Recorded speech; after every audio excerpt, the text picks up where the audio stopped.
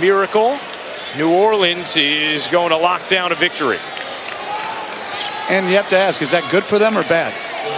Because they're obviously not playing for the playoffs this year. And every win reduces their lottery chances even more. Randall makes it a 2-possession game.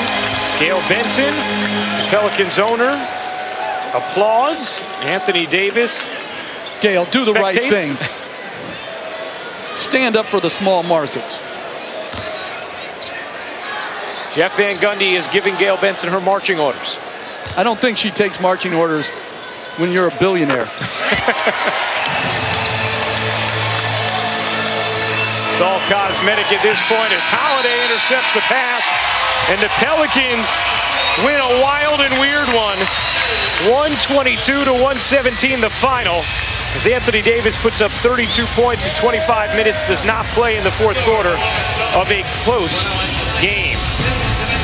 Once again, our final score, New Orleans 122, Minnesota 117. Coming up next, it's After the Buzzer, presented by McDonald's, with Michelle Beadle, Paul Pierce, and Chauncey Billups. For our producer, Ken Wolf, our director, Jeff Evers, Jeff Van Gundy, and our entire NBA on ESPN crew, I'm Ryan Rucco.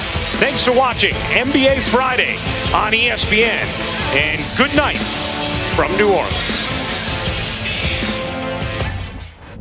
Welcome to NBA After the Buzzer, presented by McDonald's. Welcome inside Studio H in Los Angeles with Chauncey Billups, Paul Pierce. My name is Michelle Beadle, and Anthony Davis. He played tonight. At least he played 3 quarters. He balled during those 3 quarters. Where do you want to start? The fact that he played so well in 3 quarters, or the fact that he didn't play at all in the fourth in a close game? I know for me, I'm not surprised that he balled for 3 quarters. But I was surprised he didn't play in that fourth quarter. But they got, it's just so weird. Like, okay, you can fine him if he doesn't play, right? But you can't tell them how much to play him. Right. So he really, like ideally can come out and play 3 or 4 minutes. Right. And it'd be just okay and fine. This is just a tricky. I mean, the petty side of me thought they would try that. Like, put him out for 3 minutes and be like, yeah. It seems like they treated it like a preseason situation. It's like he went out and played. You know how they do in the preseason. Yeah. You play a little bit, then you rest them in the second half or the fourth quarter. But they have no incentive to play him late for them to win, because this team is headed to the lottery fast. And why would you even go out there and put him in the fourth quarter to risk They won injury? Anyway. Yeah, they won anyway. I mean, it's a tricky situation. I mean, but I will say, put a day's work in. But let me just say this though, I got a lot of respect for Anthony Davis. I mean, he's been nothing but he's been a good example the entire way. Like, he hasn't been like this brat, this spoiled, entitled dude. Like, he comes to work. He came out and said trade. That's fine. That's not a brat. That's not a brat. That's okay. Yeah. But that's stuff. He gave them 7 years, That's stuff Paul. you can do behind closed doors. You can have an understanding. Well, I think that's and he did. And he did. He gave them 7 years. He signed a contract with them. He's done everything that he's supposed to do. Comes out and continues to play.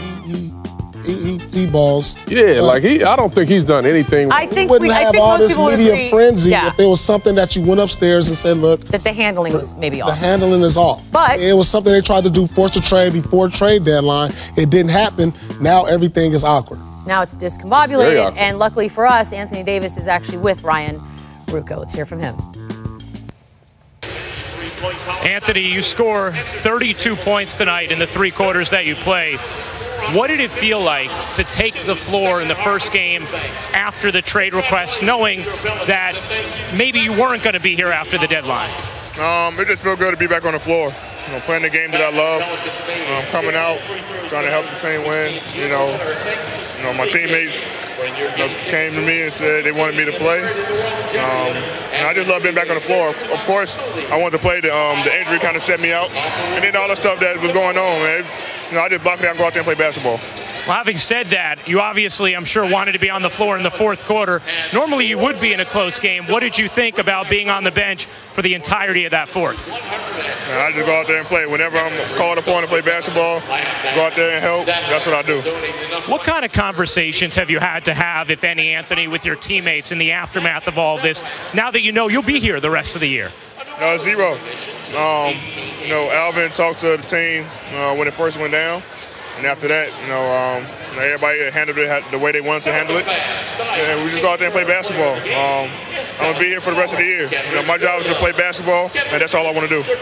Do you right now intend on playing back-to-backs as well? There were some reports about maybe you're not going to, maybe you are. What are your plans for that? I'm going to talk to the coaching staff. I'm not sure what they want to do. We go from there. Like I said, I love playing the game. It was fun being back out here tonight. All the boos and all that. It was fun. It was fun for me. Now, Anthony, final one. You guys get the win tonight. As you look at just the rest of the season, how do you and this team approach the second half of this year with where you guys are in the standings and where you look towards the future with this group? Just play. You control what you can control, and then go out there playing hard, playing together. And that's what the team did tonight, was able to get the win. All right, thanks a lot, Anthony. Thank you. Some good media training right there. Just, I want to play basketball. It's my job. I like playing basketball. But the part about what kind of conversations did you have? Zero. Is that normal? You just sort of pretend like nothing happened and let's go right back to work? That's all you can do. I mean, what else? You missed the trade deadline. You're obviously not going anywhere. So it's either you suit up or you don't. So you don't pull your guys and say, it's like, my bad. I know it's a little bit weird. It's not my bad. It was a decision made by a grown man who felt a certain way about his career and his direction of his career. He put it out there. Nothing was done. What do I have to say to my teammates? Everybody knows.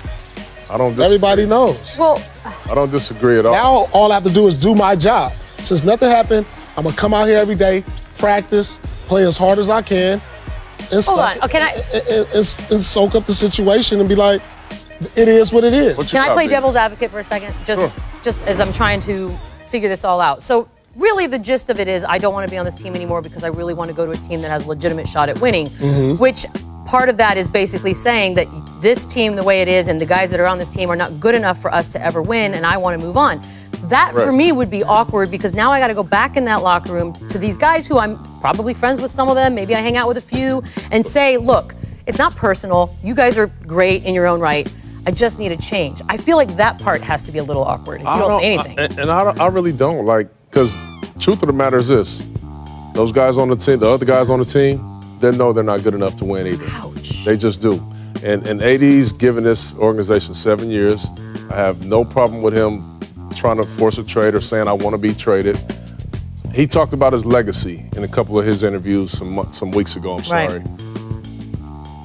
He can't do it in New Orleans. He can't do it in New Orleans. It just is what it is. So we don't know where he'll end up, but he wants to win at all costs, and I can appreciate it. I'm telling you this, if either one of you try to leave to upgrade the situation and come back, he stay there and get $250 million. He's not staying there. He's not staying there. All right, coming up, the trade to get in, as it was, is over. So after the break, we're going to take a look at some of those guys in their new homes.